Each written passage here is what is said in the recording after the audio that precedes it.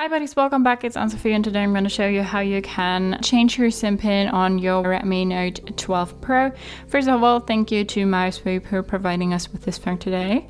To change our Simpin, we want to go to our settings and then go to secure password and security, and we want to go to privacy, more security settings, Kongstar, and then change Simpin. Right now we put in our current Simpin and then our new Simpin. Beware 1, 2, 3, 4, 4 times 0, stuff like that is not the most secure one. Simpin changed successfully, but we use these type of pins just as an example in our videos now.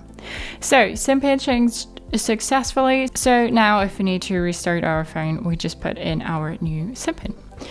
Then you can go back, use the phone as normal, and have your new Simpin. So that's how you can change your Simpin on your Xiaomi Redmi Note 12 Pro. Hope you liked it, hope it helped. If so, thumbs up, share, and subscribe, and I hope to see you next time. Bye.